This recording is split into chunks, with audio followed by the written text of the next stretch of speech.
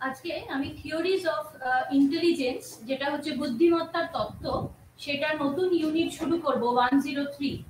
তো এই বুদ্ধিমত্তার তত্ত্বতে আমরা অনেক রকম থিওরি পড়বো এবং বিভিন্ন টাইপের থিওরি আমরা এখানে দেখব বা তত্ত্ব। তার প্রথম হচ্ছে যে অ্যাপ্রোচ, তিন রকম অ্যাপ্রোচ আমরা দেখতে পাবো। তার মধ্যে এক হচ্ছে যে সাইকোমেট্রিক অ্যাপ্রোচ, যেটা প্রথম বা সবচেয়ে সর্বাধিক বা সবচেয়ে পুরনো যে অ্যাপ্রোচটাকে ধরা হয় সেটা হচ্ছে সাইকোমেট্রিক অ্যাপ্রোচ। দ্বিতীয়ত হচ্ছে ইনফরমেশন যেটা প্রসেসিং অ্যাপ্রোচ, যেটা আইপি বলা হয়, সেই ইনফরমেশন প্রসেসিং অ্যাপ্রোচ। এবং 3 নম্বর হচ্ছে দ্য কগনিটিভ ডেভেলপমেন্ট অ্যাপ্রোচ। তো এই তিনটে অ্যাপ্রোচে আমরা এই থিওরি বা তত্ত্বগুলোকে এক এক করে দেখব। তার মধ্যে অনেক নাম, যেমন ক্যাটল, স্টার্নবার্গ, তাছাড়া আছে স্পিয়ারম্যানস, গিলফোর্ড, এরকম অনেক থিওরিস্ট আছেন। তাদের এই যে বিভিন্ন 3 ভাগে ভাগ করা যে অ্যাপ্রোচ আমরা দেখব, সেখানে এক এক করে প্রথম আমরা সর্বপ্রথম আগে পড়ব সেটা হচ্ছে যে স্পিয়ারম্যানস 2 ফ্যাক্টর থিওরি, যেটাকে আমরা বলে থাকি যে স্পিয়ারম্যানের যে ইন্টেলিজেন্সের যে তত্ত্ব, সেটা তার দুটো ফ্যাক্টর বা দুটো ভাগে তিনি ভাগ করে দেখিয়েছেন। প্রথমত হচ্ছে সেটা জি ফ্যাক্টর, সেটা জেনারেল ফ্যাক্টর বলা হয়, যেটা সব মানুষের মধ্যেই সমানভাবে অবস্থিত এবং সেটা বয়স যত বাড়ে তার অনুপাতে সেটাও বাড়তে শুরু করে। এবং আরেকটি হচ্ছে স্পেসিফিক ফ্যাক্টর বা এস ফ্যাক্টর, যেটাকে আমরা বলে থাকি। এই চার্লস স্পিয়ারম্যান তিনি 1863 থেকে মোটামুটি 1945 এই সময়ের মধ্যে তিনি প্রথম এই স্পিয়ারম্যানের এই 2 ফ্যাক্টর থিওরি আমাদেরকে বুঝিয়েছেন। তার মধ্যে তিনি এই দুটো ফ্যাক্টর হিসেবে কিভাবে ভাগ করেছেন ইন্টেলিজেন্সকে বা বুদ্ধিমত্তাকে, সেটা হচ্ছে যেটা বললাম, যেটা সাধারণ বা জেনারেল এবং স্পেসিফিক বা নির্দিষ্ট। তো নির্দিষ্ট বলতে গেলে বোঝানো যেতে পারে যে কেন সেটা নির্দিষ্ট, এবং সাধারণ অর্থাৎ জেনারেল যে ফ্যাক্টর, সেটা কিন্তু আবার কেন বা কিসের অনুপাতে সেটা আমাদের বাড়ে। তাহলে এই বুদ্ধি যখন ডেসক্রাইব করেছেন বা এই থিওরির মাধ্যমে আমাদেরকে বুঝিয়েছেন যে কিভাবে এই ইন্টেলেকচুয়াল ক্যাপাসিটি গুলো আমরা কিভাবে অর্জন করি, তখন উনি বলেছেন যে এক ব্যক্তি তার এই জি ফ্যাক্টর এবং এস ফ্যাক্টর এই দুটো ফ্যাক্টরই কিন্তু তার মধ্যে সমানভাবে তৈরি, কিন্তু জি ফ্যাক্টরটা অবশ্যই সবার মধ্যে রয়েছে, সেটা হচ্ছে জেনারেল ফ্যাক্টর, যেটা সমস্ত সাধারণ বুদ্ধিগত ক্ষমতা যেটা আমরা বলে থাকি, এবং স্পেসিফিক ফ্যাক্টর হচ্ছে যেটা নির্দিষ্ট কোনো ব্যক্তি নিজস্ব কিছু করার যে এবিলিটি বা যোগ্যতা, সেটা অর্জন করলে তাকে স্পেসিফিক ফ্যাক্টর বা এস ফ্যাক্টর বলা হচ্ছে। এবারে আমরা যে এই ইন্টেলেকচুয়াল যে থিওরি, সেটাকে দেখব যে কিভাবে তিনি এই জি ফ্যাক্টর বা এস ফ্যাক্টরের মাধ্যমে কি কি ভাগে তিনি ইন্টেলেকচুয়াল থিওরিটাকে আমাদের মধ্যে উনি বুঝিয়েছেন বা ডেসক্রাইব করেছেন। প্রথমত হচ্ছে জি ফ্যাক্টর হচ্ছে একেবারে জেনারেল বা মধ্যবর্তী একটা গোলাকার একটা ফিগারের মধ্যে তিনি আমাদেরকে দেখিয়েছেন, এবং সেটা একেবারে সেন্টার পোরশনে সেটা অবস্থিত, এবং তার উপরে রয়েছে সবকটা স্পেসিফিক বা স্পেশাল ফ্যাক্টর। এবার সেই স্পেশাল ফ্যাক্টরের মধ্যে হচ্ছে প্রথম হচ্ছে দা মেকানিক্যাল ফ্যাক্টর, যেটাকে আমরা বলি, তার মানে হচ্ছে যান্ত্রিক, মানে তার যে যান্ত্রিক যে ইন্টেলেকচুয়াল ক্যাপাসিটি বা এবিলিটিটা, সেটাই হচ্ছে দা মেকানিক্যাল যে এবিলিটি বা যোগ্যতা। তারপর আরেকটা স্পেসিফিক ফ্যাক্টর হতে পারে, যেটা হচ্ছে স্পেশিয়াল এবিলিটি, অর্থাৎ স্থানিক যে বুদ্ধিমত্তা। তাহলে এই প্রথম দেখলাম আমরা স্পেসিফিক ফ্যাক্টর হচ্ছে মেকানিক্যাল, দ্বিতীয় দেখলাম হচ্ছে স্পেশাল, 3 নম্বর হচ্ছে দা নিউমেরিক্যাল, অর্থাৎ সংখ্যামূলক যে ইন্টেলেক্ট বা বুদ্ধিমত্তা, সেটাকে আমরা নিউমেরিক্যাল বলে থাকি, এবং আরেকটা হচ্ছে ভার্বাল অর্থাৎ মৌখিক, যেটা আমরা মুখে বলে থাকি। এবার এই সবকটাকে আলাদা আলাদা করে বোঝাই। প্রথম বলবো যে এই যে মেকানিক্যাল অর্থাৎ যান্ত্রিক যে সমস্ত যোগ্যতাটা বা এবিলিটি আমাদের থাকে, সেটা কিন্তু অবশ্যই একটা স্পেসিফিক ফ্যাক্টর, কিন্তু তার মধ্যে কিছুটা পোর্শন আবার জেনারেল ফ্যাক্টরের মধ্যেও ঢুকে যাচ্ছে। তাহলে আমরা যদি একটা গোল আকার ফিগারের মাধ্যমে যদি বোঝাতে চেষ্টা করি, তাহলে একদম সেন্টার বা কোরে রয়েছে যে জি ফ্যাক্টর, এবং তার চারিপাশে চারদিকে রয়েছে এই স্পেশাল বা এস ফ্যাক্টর।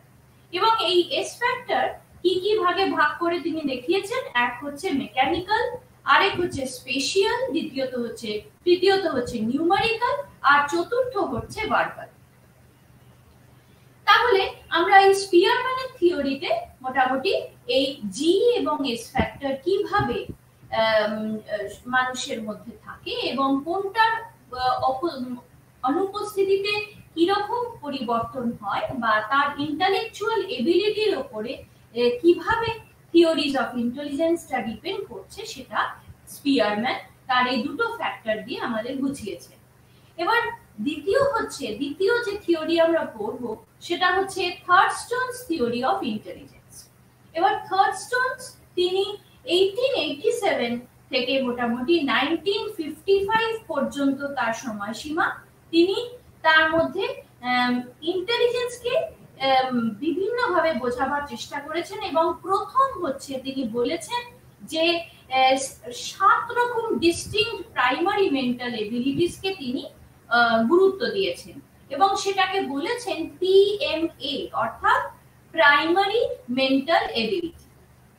এবং এই যে অ্যাপ্রোচ, সেই অ্যাপ্রোচটাকে তিনি মোটামুটি স্পিয়ারম্যানের এই জেনারেল আর স্পেসিফিক যে ফ্যাক্টর যেটা আমরা দেখলাম একটু আগে, সেখান থেকে তিনি এই থিওরি অনুপ্রাণিত হয়েছিলেন, এবং পরবর্তীকালে তিনি সেটাকে নাম দিয়েছেন প্রাইমারি মেন্টাল এবিলিটি। এবার এই প্রাইমারি মেন্টাল এবিলিটি উনি প্রথম যে 57টা অর্থাৎ 57টি টেস্ট তিনি করেছিলেন বিশাল বড় গ্রুপ এবং সাবজেক্টের মধ্যে, এবং সেখান থেকে তিনি বার করেছেন 7 রকম ফ্যাক্টর। তাহলে স্পিয়ারম্যানে দেখেছি দুটো ফ্যাক্টর, এখানে আমরা দেখব 7 রকম ফ্যাক্টর থার্ডস্টোনস থিওরিতে বলা আছে। এই 7 রকম ফ্যাক্টরের মধ্যে প্রথম ফ্যাক্টর হচ্ছে ইন্ডাকটিভ রিজনিং, যেটাকে আমরা বলে থাকি যে প্রস্তাবমূলক যুক্তি। এই প্রস্তাবমূলক যুক্তি কোনো কিছু রিজনিং বা লজিক্যালি কোনো কিছুকে যদি প্রুফ করা যায়, সেই যে তার যে যোগ্যতাটা, সেটাই হচ্ছে ইন্ডাকটিভ রিজনিং। এবার ইন্ডাকটিভ রিজনিং এ কিন্তু অনেক রকম উদাহরণ তিনি দিয়ে এই থিওরিকে বুঝিয়েছেন। এবং ইন্ডাকটিভের পরে আসছে মেমরি। তো আমরা যেহেতু দেখলাম 7 রকম ভাবে বা 7টা ফ্যাক্টরের মাধ্যমে তিনি ইন্টেলিজেন্সকে বুঝিয়েছেন, প্রথম হচ্ছে যে ইন্ডাকটিভ রিজনিং, দ্বিতীয়ত হচ্ছে মেমরি অর্থাৎ মেমরি মানে হচ্ছে স্মৃতি। এবং এই যে স্মৃতি বা মনে রাখার যে যোগ্যতা বা ক্যাপাসিটি, অথবা মেমোরাইজিং যে এবিলিটি আমরা ইংলিশে বলে থাকি, অর্থাৎ মনে রাখার যে স্মৃতির যে ক্ষমতা, সেইটাকে তিনি এই 2 নম্বর ফ্যাক্টর হিসেবে তিনি বুঝিয়েছেন। এবার 3 নম্বর ফ্যাক্টর হচ্ছে নিউমারিক্যাল এবিলিটি, অর্থাৎ যেটা আমি বললাম সংখ্যাগত ক্ষমতা। এবার সংখ্যাগত ক্ষমতা বলতে তার ম্যাথমেটিক্যাল অথবা অ্যারিথমেটিক্যাল গণিত সে খুব ভালো করতে পারে, সংখ্যাজনিত যেরকম বুদ্ধি বা ইন্টেলেক্ট বা বুদ্ধিমত্তার প্রয়োজন, সেইটা যদি তার যোগ্যতাটা অনেক ভালো থাকে বা ক্যাপাসিটি অফ নিউমারিক্যাল এবিলিটি যদি তার ভালো থাকে, তাহলে সেটাকে নিউমারিক্যাল এবিলিটি বলা হয়, যেটা থার্ডস্টোনের 3 নম্বর ফ্যাক্টর। চতুর্থ ফ্যাক্টর হচ্ছে পারসেপচুয়াল স্পিড, অর্থাৎ সেখানে যে কি ধরনের সে জিনিস পর্যবেক্ষণ করছে এবং কত তাড়াতাড়ি সেটা সে করতে পারছে, অর্থাৎ সে সঠিকভাবে কিভাবে জিনিসটা দেখছে এবং দেখার সঙ্গে সঙ্গে তার উপলব্ধিগত যে গতি এইটা হচ্ছে এই পারসেপচুয়াল স্পিড। এরপর আসছে যে 5 নম্বর অর্থাৎ দ্য স্পেশিয়াল রিলেশন। স্পেশিয়াল মানে আমরা যেহেতু দেখেছি হচ্ছে স্থানিক, যে জায়গা বোঝানো হয়, অর্থাৎ সেই স্থানিক সম্পর্ক সম্বন্ধে তার যে আন্ডারস্ট্যান্ডেবিলিটি বা রিলেশনশিপ, অর্থাৎ সেই যোগ্যতাটা যখন তার খুবই ভালো থাকে তখন তাকে বলা হয় এই স্পেশিয়াল রিলেশনস। সে চট করে এই স্থানিক যে আন্ডারস্ট্যান্ডিং সেগুলো তার মধ্যে খুব ভালো থাকে। এরপর আসছে 6 নম্বর, সেটা হচ্ছে ভার্বাল কম্প্রিহেনশন। এবার ভার্বাল কম্প্রিহেনশন মানে মৌখিক জনিত যা যা এবিলিটি রয়েছে, যেখানে হতে পারে রিডিং বা পড়া, কম্প্রিহেনশন বা বোধ পরীক্ষণ, অথবা সেখানে নানান রকম বোঝা, ওয়ার্ড, অ্যালফাবেট এবং কোন রকম কনসেপ্ট বা ধারণা, আইডিয়াস মানে কোন রকম ইচ্ছে, এবং দ্য ভার্বাল রিজনিং অর্থাৎ তার নিজস্ব কিছু মৌখিক ক্ষমতা বা কথা বলার যে যোগ্যতাটা, সেটা হচ্ছে ভার্বাল কম্প্রিহেনশন। তাহলে আমরা দেখলাম কি কি, এক হচ্ছে ইন্ডাকটিভ রিজনিং, দ্বিতীয়ত হচ্ছে মেমরি। ইন্ডাকটিভ রিজনিং মানে আমি বললাম প্রস্তাবমূলক যুক্তি, তারপর মেমরি হচ্ছে স্মৃতি, তারপর নিউমেরিক্যাল এবিলিটি সংখ্যাগত ক্ষমতা, তারপর পারসেপচুয়াল স্পিড সেটা হচ্ছে উপলব্ধিগত গতি অর্থাৎ স্পিড, এবং স্পেশিয়াল রিলেশন অর্থাৎ স্থানিক সম্পর্ক, এবং ভার্বাল কম্প্রিহেনশন সেটা হচ্ছে তার সংজ্ঞায়িত করা, অর্থাৎ সে কতটা ভাষাগত তার কতটা যোগ্যতা বা ক্ষমতা রয়েছে, সে কিভাবে নিজেকে প্রকাশ করতে পারছে। এরপর আসছে ওয়ার্ড ফ্লুয়েন্সি, সেটা হচ্ছে শব্দের সাবলীলতা বা ধারণা, সেটা হচ্ছে ওয়ার্ড ফ্লুয়েন্সি, অর্থাৎ আমি কিভাবে ওয়ার্ডগুলো বা শব্দগুলো ব্যবহার করব, সে রাইম অর্থাৎ ছড়ার মাধ্যমে, অর্থাৎ সে কিভাবে একটা একটা সেন্টেন্স বা একটা বাক্যর সাথে আরেকটা বাক্যর শেষে কি ধরনের মিল থাকতে হবে, যে যেটা একটা ছড়ার আকৃতি নেবে, এবং ক্রসওয়ার্ড হতে পারে যেটা আমরা বাংলায় ধাঁধা বলে থাকি। তো সেই ধরনের যে এবিলিটি গুলো সেইটা হচ্ছে ওয়ার্ড ফ্লুয়েন্সি। তাহলে আমরা দেখলাম থার্ডস্টোনের থিওরি অফ ইন্টেলিজেন্সে 7 রকম ভাবে বা 7 ফ্যাক্টরে তিনি ইন্টেলিজেন্সকে বুঝিয়েছেন। এইবার আসছে গিলফোর্ডস স্ট্রাকচার অফ ইন্টেলিজেন্স, যেটাকে আমরা এসআই থিওরিও বলে থাকি। এই গিলফোর্ড, জয় পল গিলফোর্ড, তিনি একজন আমেরিকান সাইকোলজিস্ট ছিলেন, এবং তিনি 1897 এ তিনি প্রথম মার্কেট নেব্রাস্কা সেখানে তিনি জন্মগ্রহণ করেন, এবং ওনাকে কিন্তু সাইকোমেট্রিক স্টাডিজে খুব বেশি ওনার নাম আমরা শুনে থাকি, এবং হিউম্যান ইন্টেলিজেন্সে বা এই মানুষের যে বুদ্ধিমত্তার দিক থেকে তিনি অনেকভাবে ডাইভার্জেন্ট বা কনভার্জেন্ট থিঙ্কিং আমাদেরকে বুঝিয়েছেন বা সেই তথ্য আমাদেরকে দিয়েছেন, এবং আমরা এর মাধ্যমে নানান রকম ইন্টেলেকচুয়াল যে সাইকোমেট্রিক পার্ট সেই দিকটা আমরা কিন্তু অবগত হয়েছি। এরপর এই দেখব যে যেরকম আমরা দেখলাম স্পিয়ারম্যানের 2 ফ্যাক্টর, সেরকম গিলফোর্ডের ইন্টেলেকচুয়াল থিওরিও কিন্তু একটা ওই স্পিয়ারম্যানের থিওরির অনুপ্রাণিত হয়ে তিনি করেছেন। এখানে তিনি বলেছেন এখানে মাল্টিপল অ্যাক্টিভিটি থাকে, অর্থাৎ কম্বিনেশন অনেক রকম অ্যাক্টিভিটি বা অনেক রকম কার্যকলাপের যে সম্মিলন হিসেবে আমরা ইন্টেলেকচুয়াল এবিলিটি বা ইন্টেলিজেন্সকে দেখতে পাই। তাহলে এই যে এসআই অর্থাৎ যে ভার্সনকে আমরা এই থিওরিকে বলে থাকি এসআই অর্থাৎ দ্য স্ট্রাকচার অফ ইন্টেলেক্ট, এবং এটাকে তিনি অনেকভাবে রিসার্চ ওয়ার্কের মাধ্যমে তিনি ফ্যাক্টর যে মডেল আমাদেরকে দিয়েছেন সেটা নাম দিয়েছেন ফ্যাক্টর অ্যানালিসিসের মাধ্যমে তিনি 120 অর্থাৎ 120টা 120 এই মডেলে তিনি প্রথম প্রপোজ করেছিলেন, এবং দ্বিতীয়বার তিনি রিভিশন বা রিভাইজড হিসেবে দেখিয়েছেন 180টা ইন্ডিপেন্ডেন্ট ফ্যাক্টর এখানে এই ইন্টেলিজেন্সকে বোঝাবার জন্য তিনি বুঝিয়েছেন। এবং সেই এই যে ফ্যাক্টরগুলোর মধ্যে তিনি স্ট্রাকচার অফ ইন্টেলেক্ট মডেল হিসেবে আমাদেরকে দিয়েছেন এবং এই ইন্টেলেক্ট মডেলে কিন্তু কি কি ভাগ রয়েছে, এক হচ্ছে যে কন্টেন্ট, আরেক হচ্ছে অপারেশনস, আরেক হচ্ছে প্রোডাক্ট। এবার কন্টেন্ট মানে হচ্ছে বিষয়বস্তু, কি জিনিস রয়েছে তার মধ্যে, সেটাই হচ্ছে কন্টেন্ট। অর্থাৎ যেরকম বইয়ের কন্টেন্ট থাকে, অর্থাৎ সূচিপত্রে এই বইতে কি কি ইউনিট বা চ্যাপ্টার আমরা পড়ব, সেই রকম হচ্ছে কন্টেন্ট। দ্বিতীয়ত আসছে যে কি কি অপারেশন বা কি রকম ভাবে আমরা কাজটা করব, এবং প্রোডাক্ট হচ্ছে একেবারে শেষে যে কাজটা আমরা করলাম সেটা কিভাবে আমরা প্রোডাক্ট, অর্থাৎ কি রকম টাইপের সেই কাজটা আমরা করলাম।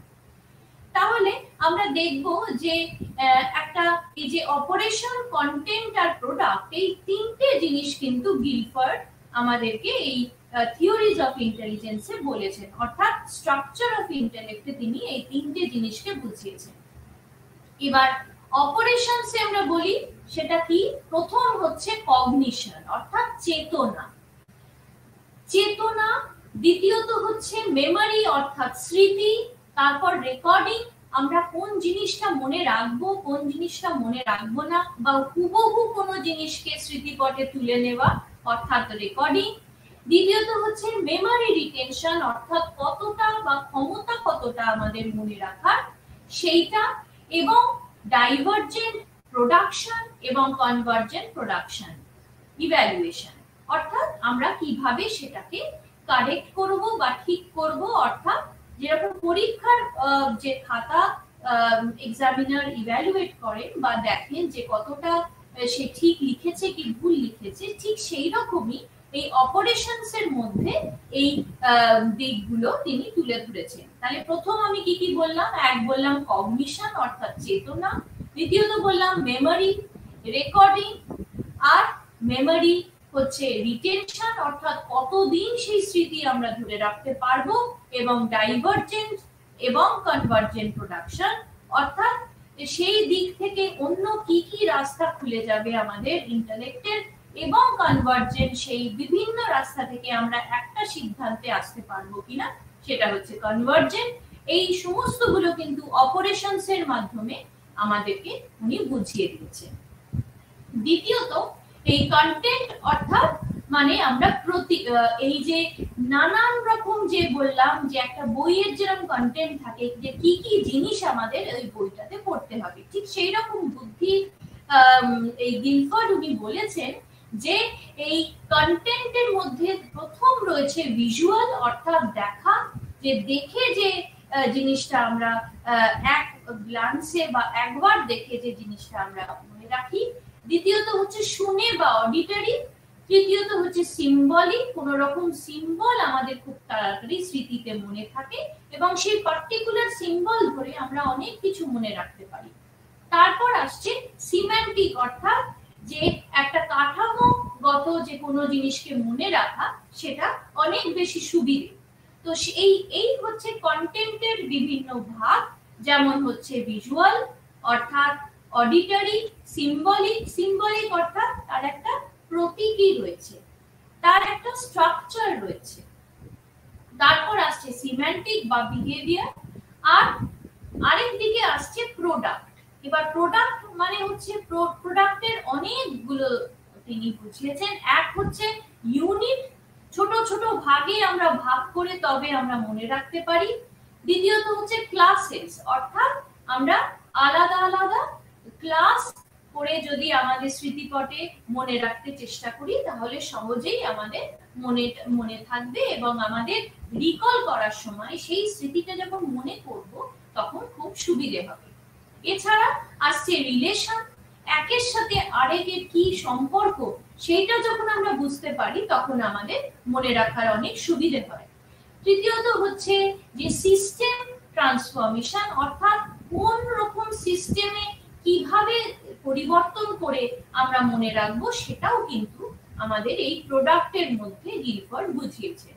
এবং একেবারে শেষে হচ্ছে ট্রান্সফরমেশন মানে হচ্ছে রূপান্তর, এবং এই ইমপ্লিকেশন অর্থাৎ প্রভাব, কি প্রভাব ফেলছে, অর্থাৎ যেহেতু প্রোডাক্ট সেহেতু আমরা এই কি ধারা দেখলাম, এক হচ্ছে ইউনিট, দ্বিতীয়ত হচ্ছে ক্লাসেস, তারপর আসছে রিলেশন, তারপর আসছে প্রভাব বা ইমপ্লিকেশন, তারপর আসছে ট্রান্সফরমেশন অর্থাৎ রূপান্তর। তাহলে আমরা দেখলাম যে গিলফোর্ডের এই থিওরি অফ ইন্টেলিজেন্সে বা এসআই থিওরিতে অর্থাৎ স্ট্রাকচার অফ ইন্টেলেক্টে তিনি তিনটে ভাগ দেখিয়েছেন। প্রথম হচ্ছে কন্টেন্ট, তারপর হচ্ছে অপারেশনস, তারপর হচ্ছে প্রোডাক্ট। এবার এই কন্টেন্ট ডাইমেনশন গুলো আমি একটু আলাদা করে ছোট করে বলি। প্রথম আমি বলছি ভিজুয়াল, অর্থাৎ আমরা দেখে যে জিনিসগুলো শিখতে পারি বা মনে রাখতে পারি, অর্থাৎ আমাদের একটা রেটিনাল স্টিমিউলেশন হয় এবং চোখের মধ্যে মনির মধ্যে সেই ছবিটা আমরা তুলে রাখি, এবং সেই ছবিটা যেটা আমরা তুলে রেখেছি সেটাই কিন্তু মেমোরি মধ্যে চলে যায়, এবং সময় এলে সেটার যদি প্রয়োজন হয় আমরা সেই ছবি থেকে সঙ্গে সঙ্গে মনে রাখতে পারি বা মনে করে সেই জিনিসটা করতে পারি। দ্বিতীয়ত হচ্ছে অডিটরি। এবার কোনো কোনো ব্যক্তির কিন্তু এই শ্রবণ ইন্দ্রিয়টা খুব বেশি মনে রাখার জন্য কাজে লাগে, অর্থাৎ আমরা দেখি কোনো কোনো স্টুডেন্ট বা ছাত্রছাত্রীরা খুব জোরে জোরে পড়া মুখস্থ করে, কেন না তাদের এই নিজে কথাটা শুনে সেটাকে মনে রাখা খুব বেশি তাদের সহজ বলে মনে হয়। তাহলে এই অডিটরি বা ইনফরমেশন পারসিভ, যেটা আমরা শুনে যেটা মনে রাখছি, সেটাকে কিন্তু তিনি বলেছেন যে এটা একটা কক্লিয়া, অর্থাৎ একটা নির্দিষ্ট অর্গান এই শ্রবণ ইন্দ্রিয়ের, সেটা কিন্তু স্টিমিউলেট হচ্ছে কোন রকম সাউন্ড বা কোন রকম ধ্বনি বা অন্য যে কোনো রকম ওয়ার্ড হতে পারে বা অন্য কারোর কথা হতে পারে ইত্যাদি। তারপর আসছে সিম্বলিক। সিম্বলিক মানে হচ্ছে প্রতীকী, অর্থাৎ যে কোনো রকম ইনফরমেশন আমরা মনে রাখতে গেলে একটা পার্টিকুলার সিম্বলকে মনে রাখি। যেমন যদি আমরা বাংলা শব্দ কোনো একটা শব্দকে মনে করি, তাহলে সেরকম অ্যারাবিক হতে পারে, ইংরেজি হতে পারে, তাছাড়া উর্দু হতে পারে, এরকম নানান রকম এই যে লেটার গুলো, অ্যালফাবেট গুলো, সেগুলো ধরে ধরেও আমরা কিন্তু মনে রাখি, সেটা হচ্ছে সিম্বলিক। এবার সেটা মিউজিক্যালও হতে পারে, অর্থাৎ তার একটা নির্দিষ্ট কোনো সুর, তাল, লয় হতে পারে, সেটার মাধ্যমেও আমরা সেটাকে মনে রাখতে পারি।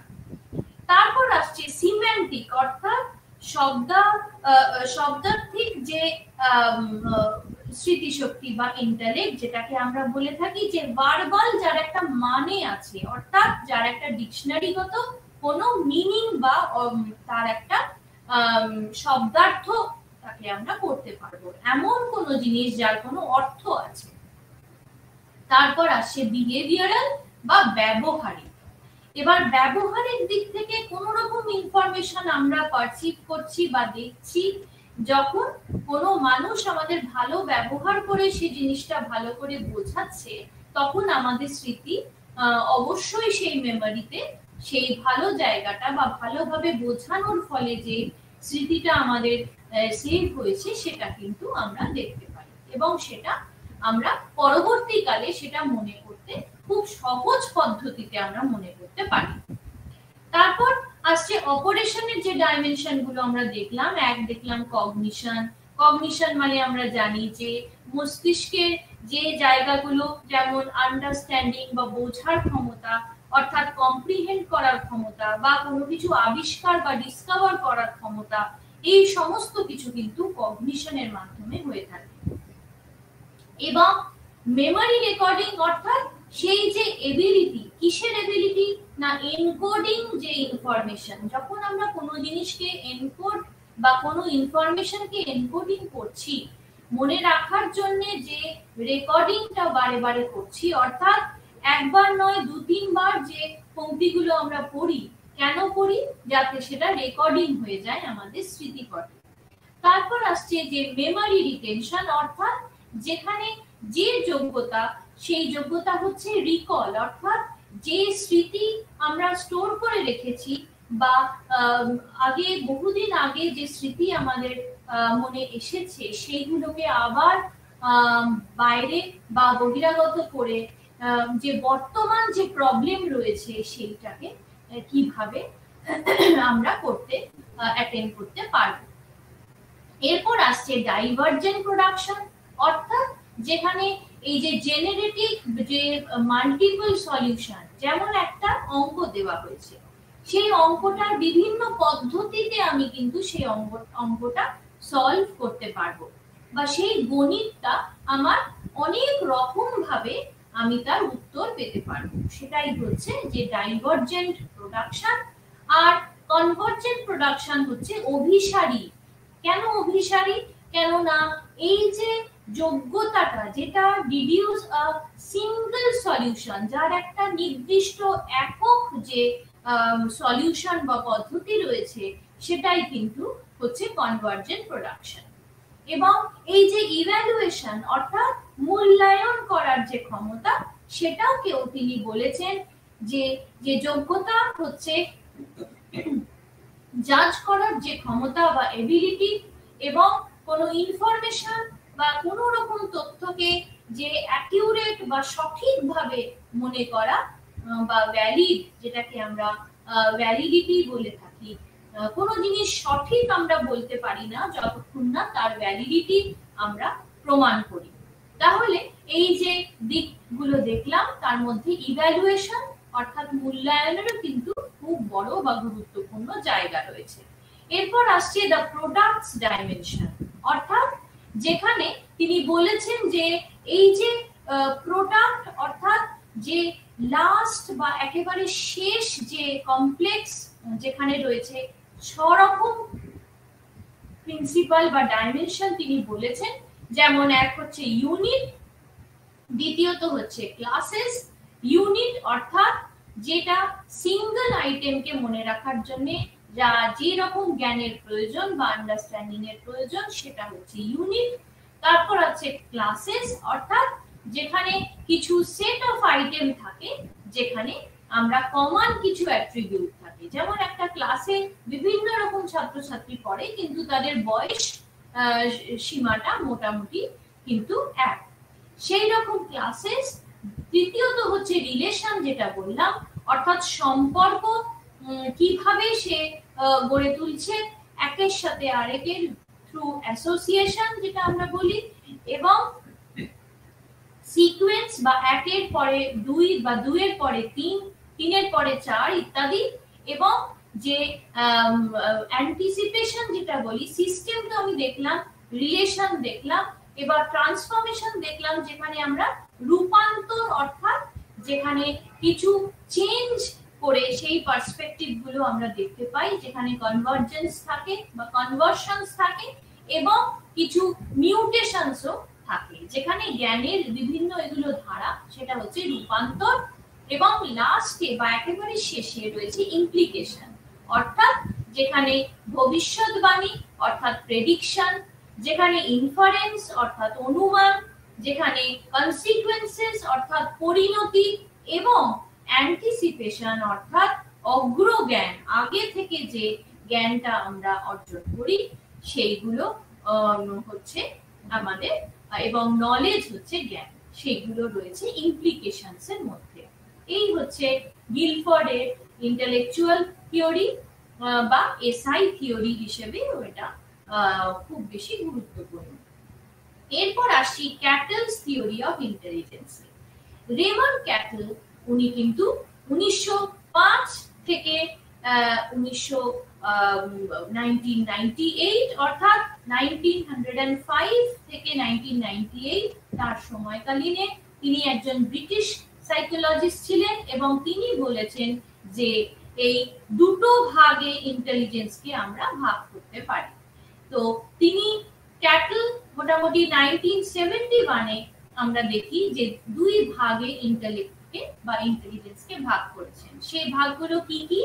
এক হচ্ছে জি ফ্যাক্টর, এক হচ্ছে যে জিএফ অর্থাৎ the general fluid factor and of intelligence, আর হচ্ছে জিসি অর্থাৎ জেনারেল ক্রিস্টালাইজড ইন্টেলেক্ট বা ইন্টেলিজেন্স। এবার দেখবো যে এই ফ্লুইড অর্থাৎ তরল যেটা বলেছেন, যেটা যে জেনারেল ফ্যাক্টরকে তিনি তরল ইন্টেলেক্ট বা বুদ্ধিমত্তা বলেছেন, সেটা কিন্তু কি কি ভাগে ভাগ করা যায় সেটা উনি দেখিয়েছেন। এক হচ্ছে যে যোগ্যতা, যেখানে তিনি এই থিঙ্ক বা তার এই যে চিন্তা শক্তি এবং তার যে ক্ষমতা, তার রিজনিং বা বোঝানোর যে ক্ষমতা থ্রু লজিক্যাল অর্থাৎ কোন রকম কিছু মানে স্বরূপ যে বোঝানোর ক্ষমতা বা প্রবলেম সলভিং যে ক্যাপাসিটি বা এবিলিটি, কোন রকম যদি প্রবলেম তাকে দেওয়া হয় সেটার সলিউশনের মাধ্যম সে খুঁজে বার করে কিভাবে, এই সমস্ত কিছু কিন্তু তিনি বলেছেন যে এই ইন্ডিপেন্ডেন্ট এগুলো এবং তার একটা পাস্ট নলেজ বা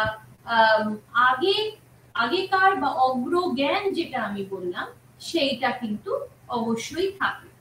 এবং তিনি বলেছেন যে যত মানুষ যত সময় যায়, যত সে বয়স বাড়ে, তার বয়স বাড়ার সঙ্গে সঙ্গে এই ফ্লুইড ইন্টেলিজেন্সও কিন্তু বৃদ্ধি পায় এবং মোটামুটি ধীরে ধীরে ধীরে ধীরে এটা হচ্ছে এমন যোগ্যতা যেমন ধাঁধা বা কোন রকম প্রবলেম দিয়ে সেটা সলিউশন বার করা বা তার কোন রকম স্পেশিয়াল যে ভিজুয়ালাইজেশন বা জায়গাগত তার যে একটা ক্ষমতা, সেগুলো কিন্তু এই ফ্লুইড ইন্টেলিজেন্সের মধ্যে রয়েছে। তাহলে আমরা দেখব যে cattle culture fair IQ test খুব ইম্পর্টেন্ট বা খুব নামকরা, এবং র্যাভেন্স প্রগ্রেসিভ ম্যাট্রিসেসও কিন্তু এই মেজার করছে এই জিএফ ফ্যাক্টরটা, অর্থাৎ যেখানে এই ফ্লুইড ইন্টেলিজেন্সটাকে বড় করে দেখা হয়। এরপর ঠিক এর কন্ট্রাস্টে, ঠিক অপোজিটে আমরা দেখি ক্রিস্টালাইজড ইন্টেলিজেন্সকে তিনি কিভাবে ডিফাইন করেছেন বা বলেছেন। এই ক্রিস্টালাইজড, প্রথমত তো আমি দেখলাম ফ্লুইড ইন্টেলিজেন্স কিভাবে ব্যবহার করা হয়। ক্রিস্টালাইজ ইন্টেলিজেন্স কিন্তু ডিপেন্ড করে পাস্ট লার্নিং এর উপর, কি শিক্ষা আমরা আগে পেয়েছি এবং কি এক্সপেরিয়েন্স আমাদের মধ্যে, সেই এক্সপেরিয়েন্স এবং আগেকার যে এডুকেশন বা শিক্ষা, সেই দুটোই কিন্তু খুব জরুরি হয় এই ক্রিস্টালাইজড ইন্টেলিজেন্স। তাহলে এই জিএস কিন্তু দেখি বা ক্রিস্টালাইজ যে জেনারেল ক্রিস্টালাইজ যে ইন্টেলিজেন্স, সেটা কিন্তু বাড়ে বয়সের সঙ্গে সঙ্গে এবং যত সে এক্সপেরিয়েন্স পাচ্ছে, যত সে অ্যাকাস্টম হচ্ছে নতুন নতুন সিচুয়েশন বা নতুন যে পারিপার্শ্বিক নানান রকম যে যোগ্যতা সে অর্জন করছে এবং ফলে সে এইগুলো তার এই ক্রিস্টালাইজ যে ইন্টেলিজেন্সটা সেটা বাড়ছে। এবার ক্রিস্টালাইজ ইন্টেলিজেন্স তিনি বলেছেন এটা কিন্তু লার্নিং বা শিক্ষার মাধ্যমে বা পাস্ট এক্সপেরিয়েন্স, অর্থাৎ যে আগে ঘটে যাওয়া যেরকম এক্সপেরিয়েন্সের মাধ্যমেও কিন্তু সেগুলো স্টোর থাকে, সেগুলো কিন্তু ক্রিস্টালাইজ ইন্টেলিজেন্স হিসেবে আমাদের সাহায্য করে। এবং পরবর্তীকালে তিনি বলেছেন যে ফ্লুইড ইন্টেলিজেন্স কিন্তু খুব তাড়াতাড়ি বাড়তে পারে এবং এই আর্লি ইয়ার্স অফ লাইফ, যখন ছোট বাচ্চা শিশু বড় হচ্ছে, স্কুলে যাচ্ছে, একের পর এক তার আর্লি ফেজ গুলো যখন বয়স বাড়ার সঙ্গে সঙ্গে তার যে বুদ্ধির যে বৃদ্ধি পাচ্ছে, সেটার সঙ্গে সঙ্গে কিন্তু এই ফ্লুইড ইন্টেলিজেন্স গুলো কিন্তু বাড়ছে। এরপর আমরা আসবো গার্ডনার্স থিওরি অফ মাল্টিপল ইন্টেলিজেন্স। এই গার্ডনার্স থিওরি কিন্তু আমরা দেখব যে এই হাওয়ার্ড গার্ডনার 1983 তে তিনি একজন আমেরিকান সাইকোলজিস্ট ছিলেন এবং তিনি প্রপোজ করেছিলেন যে মাল্টিপল ইন্টেলিজেন্স, মাল্টিপল অর্থাৎ অনেকগুলো একসাথে যে ইন্টেলিজেন্স একসাথে রয়েছে, সেটাই তিনি তার থিওরির মধ্যে আমাদের বুঝিয়েছেন। এবং তার ফ্রেমস অফ মাইন্ড বলে একটা বইয়ের মধ্যে তিনি খুব সুন্দরভাবে এই থিওরিটা বর্ণনা দিয়েছেন। এবং সেই বর্ণনা যদি আমরা পড়ি তাহলে দেখব যে গার্ডনার 1999-এ তিনি যেরকম আইকিউ বা ইন্টেলিজেন্ট কোশ্চেন যখন আমি পড়িয়েছিলাম তখন বলেছিলাম যে কিভাবে ইন্টেলিজেন্ট কোশ্চেন বার করে, কিন্তু তিনি বলেছেন যে এই আইকিউ বাড়ার সঙ্গে যদি আইকিউ হাই হয় বা বেশি থাকে রেঞ্জে, তাহলে কিন্তু কোনো কোনো সময় অ্যাবসেন্স অফ প্রোডাক্টিভিটিও দেখা যায়।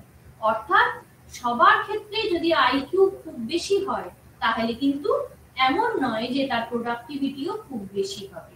এই ছিল গার্ডনারের একটা মত, ইন্টেলিজেন্সের উপরে তিনি আমাদের এটা বুঝিয়েছেন। এরপর এই গার্ডনার্স ইনিশিয়াল যে ইন্টেলিজেন্সকে তিনি মোটামুটি ক্ষেত্রে আমাদের 8 ভাগে এই ইন্টেলিজেন্সটাকে ভাগ করে দেখিয়েছেন এবং পরবর্তীকালে সেটা 9 ফ্যাক্টরে সেটা আমাদেরকে রিভাইজড এডিশনে তিনি বলেছেন। তো এই কি কি ফ্যাক্টর আমরা এখানে দেখব? প্রথম দেখব হচ্ছে লিঙ্গুইস্টিক ইন্টেলিজেন্স। তাহলে কেন এটা মাল্টিপল ইন্টেলিজেন্স? কারণ এখানে 9 রকম ফ্যাক্টর তিনি উল্লেখ করেছেন। প্রথম হচ্ছে যে লিঙ্গুইস্টিক ইন্টেলিজেন্স অর্থাৎ ভাষাগত যে বুদ্ধিমত্তা, অর্থাৎ তার যোগ্যতা কিসের উপর, সে কিভাবে ভাষাকে ব্যবহার করছে, তার ভার্বাল বা লিঙ্গুইস্টিক সে কতটা স্পষ্ট সহকারে নিজেকে প্রকাশ করতে পারছে, কিছু ভাষা একত্রে যে বাক্য যে গঠন করে সেই গঠনের মাধ্যমে সে কিভাবে নিজের মনের প্রকাশকে অন্য ব্যক্তিকে বোঝাতে পারছে, সেটাই কিন্তু এই ভাষাগত ইন্টেলিজেন্স সে একটা খুব গুরুত্বপূর্ণ জায়গা।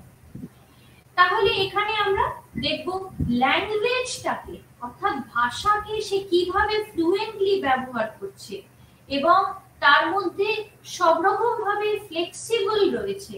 সে এটা অবশ্যই একটা ক্রিয়েটিভ ফ্লেক্সিবিলিটি হিসেবে আমরা ধরতে পারি।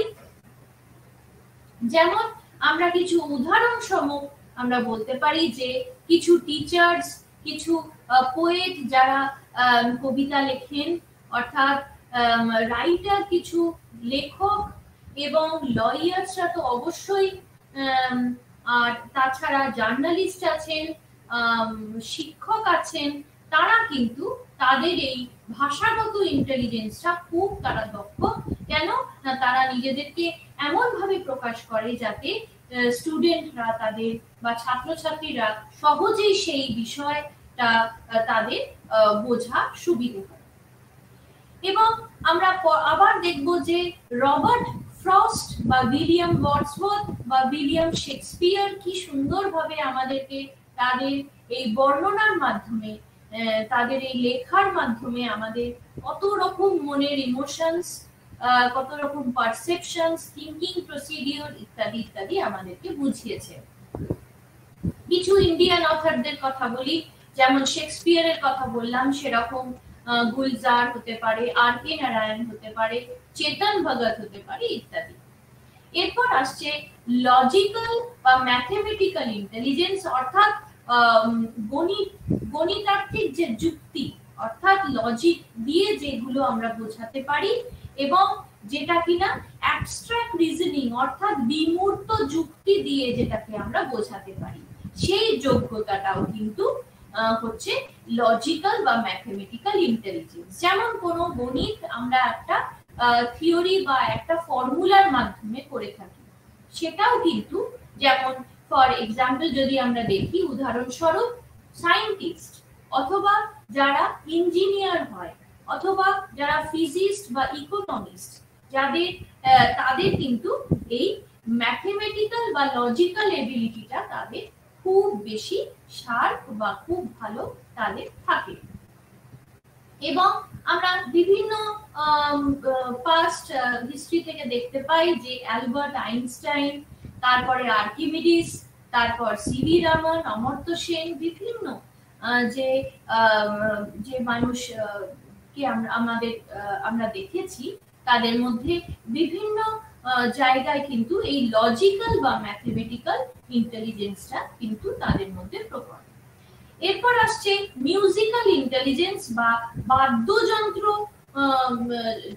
অর্থাৎ যার তাল, লয়, জ্ঞান, সুর ইত্যাদি বা সেনসিটিভিটি টু মিউজিক যেটাকে আমরা বলে থাকি, সেটা তাদের খুব বেশি। অর্থাৎ কোনো খুব বড় গায়ক ধরতে পারি বা মিউজিশিয়ান ধরতে পারি, যেমন আর.ডি. বর্মন, যেমন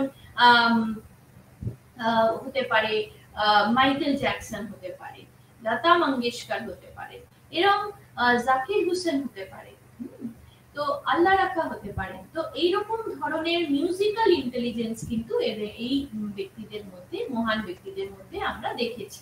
তাহলে এইটা হচ্ছে তৃতীয় নম্বর ইন্টেলিজেন্স, যেটা হচ্ছে বাদ্যযন্ত্র জনক যে ইন্টেলিজেন্স।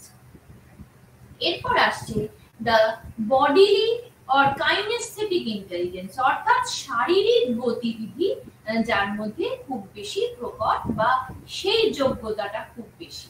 যেমন হতে পারে নর্তকী, যারা ডান্সার, খুব বড় বড় ডান্সার হতে পারে, বা স্পোর্টসম্যান হতে পারে, খুব বড় খেলোয়াড় হতে পারে, বা খুব যারা সার্জারি করেন যে ডাক্তাররা, তারা হতে পারেন, বা ক্রাফটস যাদের খুব বেশি ভালো, এরকম ধরনের অ্যাক্টর হতে পারে, অ্যাথলেট হতে পারে, বা খুব ভালো ক্রিকেট খেলা বা ক্রিকেট খেলোয়াড় যে আমরা দেখে থাকি, যেমন তেন্ডুলকার হতে পারে, ডান্সারের মধ্যে বীরজু মহারাজ হতে পারে, ইত্যাদি ইত্যাদি। স্পোর্টসম্যানের মধ্যে আমরা দেখতে পাই পিটি ঊষা হতে পারে, বিজেন্দ্র সিং হতে পারে ইত্যাদি। এখানে কিন্তু এদের বডিলি বা কাইনেস্থেটিক ইন্টেলিজেন্সটা খুব বেশি, অর্থাৎ শারীরিক গতিবিধি তাদের খুব প্রকট বা তাদের সেই যোগ্যতাটা খুব বেশি অ্যাক্টিভ। এরপর আসছে স্থানিক যে ইন্টেলিজেন্স, অর্থাৎ স্পেশিয়াল ইন্টেলিজেন্স। তার মানে হচ্ছে তার যোগ্যতা হচ্ছে পারসিভ করা এবং বুঝে নেওয়া, যে জায়গাগত বা চোখে দেখে তার একটা মাপকাঠি করে নেওয়া, বা তার একটা ইনফরমেশন এফেক্টিভলি অন্য ব্যক্তিকে দেওয়া, সেটা কিন্তু খুব বেশি। যেমন ড্রাইভারদের খুব বেশি এটা হয়ে থাকে, পাইলট, তারা এই স্পেশিয়াল ইন্টেলিজেন্সে তাদের খুব বেশি তাদের ভালো থাকে এই স্পেশিয়াল ইন্টেলিজেন্স। তাছাড়া সার্জনস হতে পারে, তাছাড়া পেইন্টার বা আর্কিটেক্ট হতে পারে, ইঞ্জিনিয়ার যে আর্কিটেক্ট বা সিভিল ইঞ্জিনিয়ার যারা, তারা হতে পারেন। তাদের এই ধরনের স্থানিক যে ইন্টেলিজেন্সটা তাদের খুব ভালো থাকে। এরপর আসছে আন্তর্ব্যক্তিক বা ইন্টারপার্সোনাল ইন্টেলিজেন্স, অর্থাৎ আমি কিভাবে অন্য ব্যক্তির সাথে বা সোশ্যাল ইন্টারঅ্যাকশনটা কতটা বুঝে নেবার বা আন্ডারস্ট্যান্ডিং করার যে ক্ষমতা, সেটাই হচ্ছে ইন্টারপার্সোনাল ইন্টেলিজেন্স। অর্থাৎ আমি কিভাবে অন্য ব্যক্তির সাথে কিরকম ভাবে ব্যবহার করব, বা রিলেশনশিপ বা ইন্টারপার্সোনাল রিলেশনশিপ কিরকম আমার থাকবে, সেটা থ্রু কমিউনিকেশন হতে পারে। কমিউনিকেশন স্কিল, অর্থাৎ আমি কিভাবে কি ব্যবহার বা কি ভাষা ব্যবহার করে নিজের মনের ইচ্ছাকে প্রকাশ করব, তার যোগ্যতা বা কমিউনিকেশন স্কিল। এর মধ্যে আমরা কোন কোন ব্যক্তিদের দেখতে পারি, এক হচ্ছে কাউন্সিলর হতে পারে, তারা কিভাবে শব্দ ব্যবহার করছে। তারপর ম্যানেজার্স হতে পারে, লিডার্স হতে পারে, তাছাড়া সাইকোলজিস্ট হতে পারে, নার্সেস হতে পারে, তারা কিভাবে রোগীদেরকে বুঝছে এবং কিভাবে রোগীদের সঙ্গে কথা বললে তাদের কার্যসিদ্ধি হবে ইত্যাদি। পলিটিশিয়ানসরা তো অবশ্যই, লিডার্স বা যে টিচার, যে শিক্ষা দিচ্ছেন, শিক্ষা দান করছেন শিক্ষক, তারও অবশ্যই, এবং কোন স্পিরিচুয়াল গুরু বা মহান ব্যক্তিরা তো অবশ্যই। তাহলে এখানে যেমন আমরা মহাত্মা গান্ধীকে দেখেছি, মাদার টেরেসা, রাজা রামমোহন রয়, সর্বপল্লী রাধাকৃষ্ণ ইত্যাদি। তাহলে সেখানে তাদের এই ইন্টারপার্সোনাল ইন্টেলিজেন্সে তাদের খুব দক্ষতা আমরা লক্ষ্য করেছি। এরপর আসছে যে ইন্ট্রাপার্সোনাল ইন্টেলিজেন্স, অর্থাৎ এটাও কিন্তু যে অন্তর্ব্যক্তিক যে ইন্টেলিজেন্স বা বুদ্ধিমত্তা, সেটা হচ্ছে এমন যোগ্যতা যেখানে আমরা নিজেকে খুব ভালোভাবে বোঝার বা নিজের যে ব্যবহারিক দিকটা খুব ভালোভাবে বুঝে নেওয়া।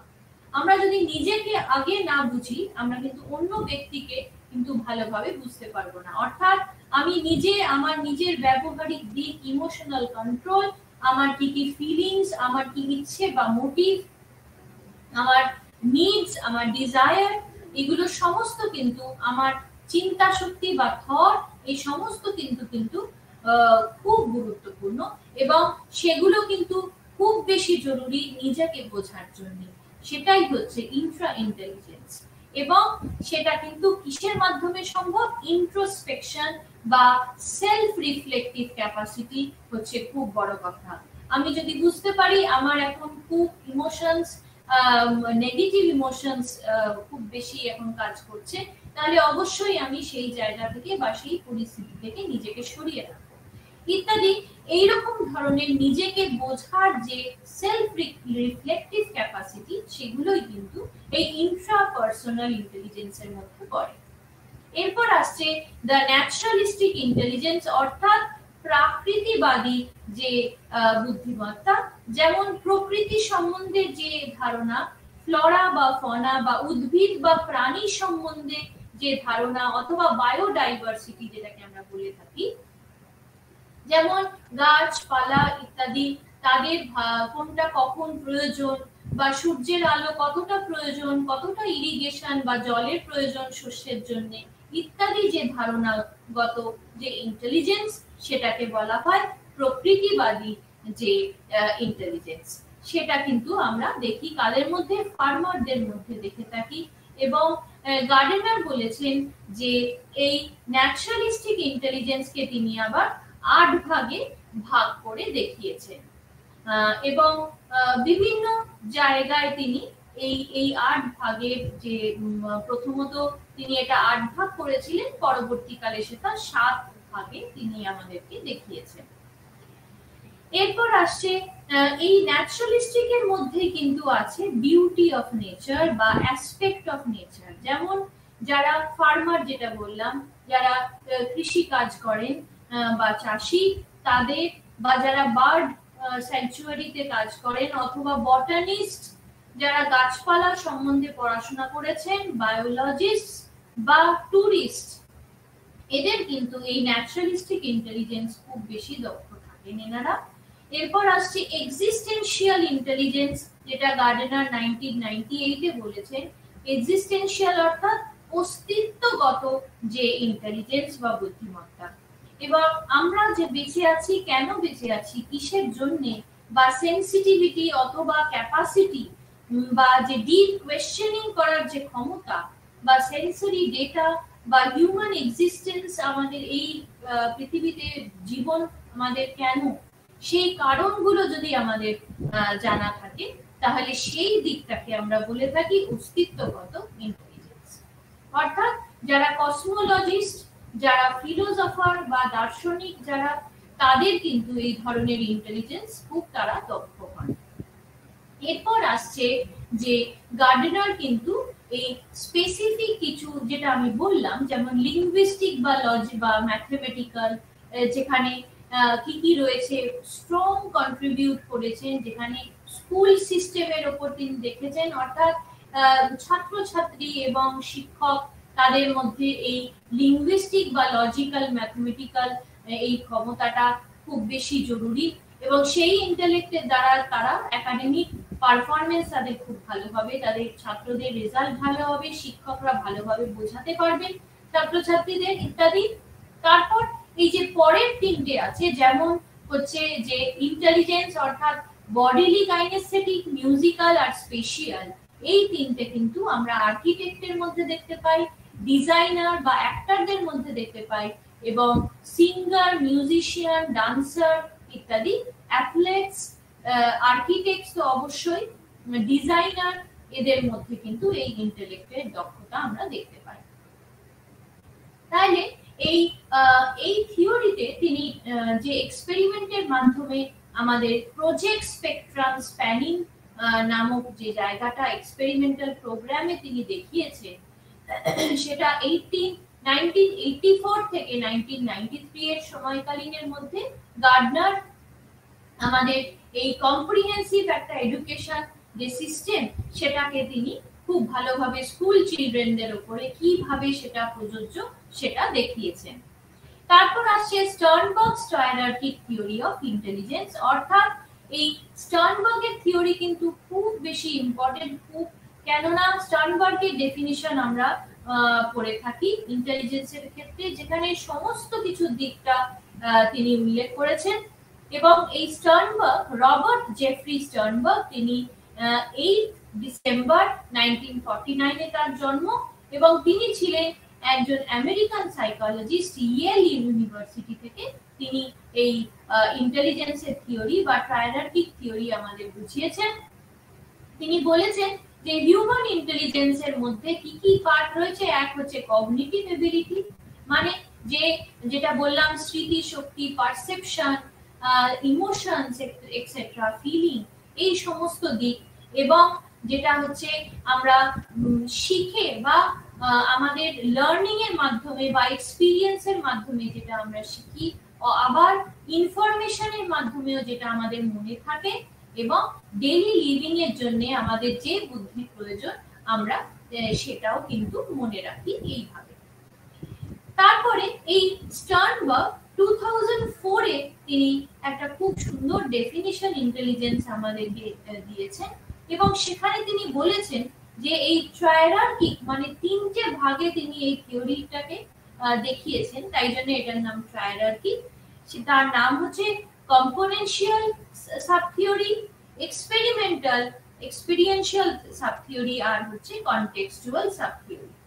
এবার এই কম্পোনেনশিয়াল সাব থিওরির মধ্যে প্রথম হচ্ছে যে মেটা কম্পোনেন্ট, পারফরম্যান্স আর নলেজ অ্যাকুইজিশন। এবার কম্পোনেনশিয়াল অর অ্যানালিটিক্যাল ইন্টেলিজেন্স হচ্ছে উপাদানগত বা বিশ্লেষণাত্মক যে ইন্টেলিজেন্স, সেইটা হচ্ছে ওনার এক নম্বর বা প্রথম যে এবিলিটি বা যোগ্যতা তিনি বলেছেন। তো সেটা হচ্ছে কিন্তু সেটাকে উনি আবার নাম দিয়েছেন বুক স্মার্ট, অর্থাৎ যেখানে যেটা ট্র্যাডিশনাল কিছু কনসেপচুয়ালাইজেশন যেটা হয় ইন্টেলিজেন্সে, সেগুলোকে তিনি রিলেট করেছেন। সেটা কি কাজে লাগে না, কোনো রকম প্রবলেম যখন আমরা সলভ করতে যাই তখন বিভিন্ন সলিউশন ব্যবহার করি বা অ্যাবস্ট্রাক্ট রিজনিং এর মাধ্যমে সেগুলো যখন সলভ করি, সেটা কিন্তু তিনি এই উপাদানগত বিশ্লেষণাত্মকের মধ্যে ইন্টেলিজেন্সের মধ্যে বুঝিয়েছেন। এবার অ্যানালিটিক্যাল ইন্টেলিজেন্সের মধ্যে তিনি বলেছেন মেটা কম্পোনেন্ট, অর্থাৎ যেখানে এটা হচ্ছে একটা এক্সিকিউটিভ পার্ট হিসেবে তিনি বলেছেন, যেটা পুরোটাকে কন্ট্রোল করছে। কোন দুটো কম্পোনেন্টকে কন্ট্রোল করছে না, দ্বিতীয় যে দুটো কম্পোনেন্ট রয়েছে সেটা হচ্ছে পারফরম্যান্স কম্পোনেন্ট, সেটাকে খুব ভালোভাবে, এবং নলেজ অ্যাকুইজিশন কম্পোনেন্টকে খুব ভালোভাবে সেটা কন্ট্রোল করছে। অর্থাৎ যে এটা একটা মনিটরিং সিস্টেম, যেখানে কন্ট্রোল করা হয়, মনিটর করা হয় তার আলাদা কগনিটিভ প্রসেস গুলোকে। এবং পারফরম্যান্স কম্পোনেন্টটা কিন্তু হেল্প করছে যে কোনো টাস্ক পারফর্ম করতে তার যে সলিউশনস বার করার জন্য যে যোগ্যতা বা ক্ষমতা, সেটাই হচ্ছে পারফরম্যান্স কম্পোনেন্ট।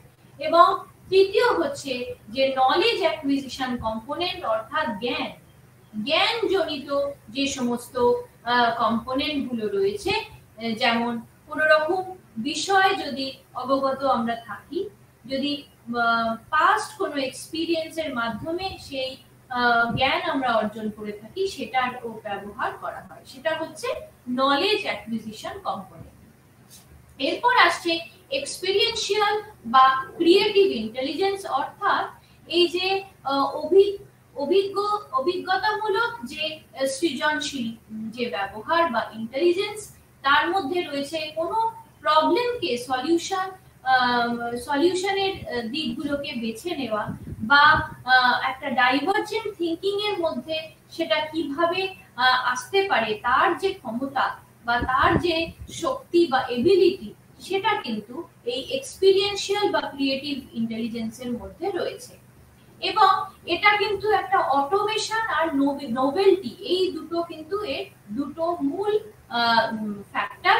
অটোমেশন মানে হচ্ছে যেখানে ইনফরমেশন প্রসেসিং করা থাকে, একটা অটোমেটিক ভাবে সেই জায়গাটা চলে আসে নিজে থেকে।